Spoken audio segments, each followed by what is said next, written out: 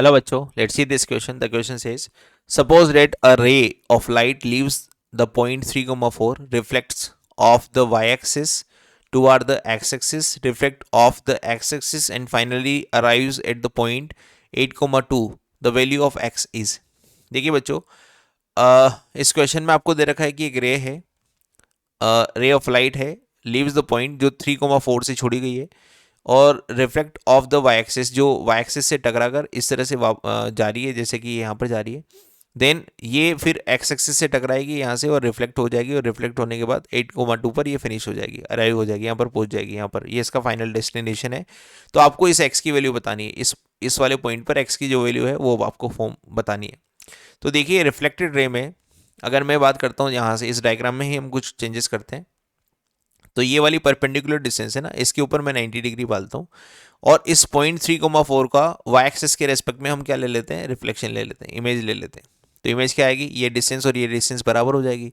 बस x coordinate हमारा क्या होगा, ये फर्स्ट कोऑर्डिनेट से सेकंड कोऑर्डिनेट में आ गया। तो इस पॉइंट के इसके जो हमारे पास पॉइंट होंगे -3, 4 हो जाएंगे, है ना। इस तरह से मैं इसका कोऑर्डिनेट लिख सकता हूँ। और ये वाली डिस्टेंस निकाल लो या फिर ये वाली डिस्टेंस निकाल लो, एक ही बात है ना। डिस्टेंसेस बराबर होगी, एंगल बराबर, ये थीटा बराबर RHS कॉन्ग्रुएंसी है ना। इस तरह से मैं यहाँ पर इसको प्रूव कर सकता हूँ।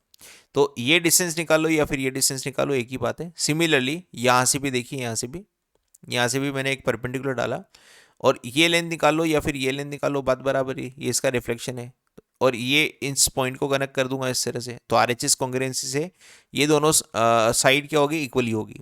तो इसके बारे में बात करूँ, ये जो पॉइंट आएगा ये बेसिकली क्या है, एक्स एक्सिस के रेस्पेक्ट में रिफ्लेक्शन है। और एक्स एक्सिस के रेस्पेक्ट में रिफ्लेक्शन अगर निकालूंगा तो एक्स की वैल्यू तो सेम रहेगी, लेकिन वाई कोऑर्डिनेट क्या हो जाएगा, -2 हो जाएगा।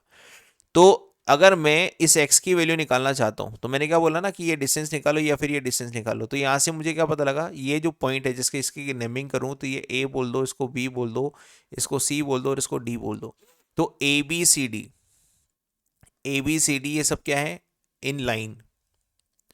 और अगर ये सब लाइन में है तो बेसिकली मैं A और D को ज्वाइन करने वाली लाइन का इक्वेशन दे सकता हूँ। तो इक्वेशन ऑफ लाइन वो क्या हो जाएगी, इक्वेशन ऑफ लाइन AD वो क्या हो जाएगी, y-y1।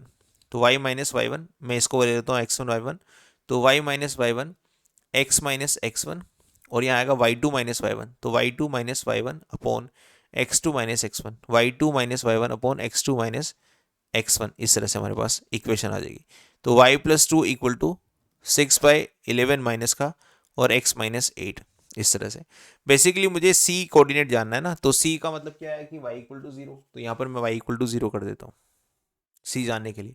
तो y = 0 रखने पर क्या आएगा आपके पास, इसको मैं क्रॉस मल्टीप्लाई कर दूंगा y = 0 रखने पर। तो आ जाएगा -22/6 = x-8।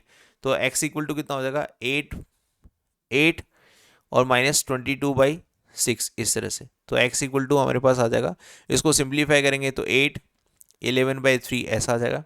तो x = 24 - 11/3 ऐसा हमारे पास रिजल्ट आ जाएगा। तो x = हमारे पास आ जाएगा 13/3 इस तरह से। तो वैल्यू ऑफ x हमारे पास बेसिकली क्या आ गई, 13/3 आ गई इस तरह से। ये हमारा फाइनल आंसर होगा।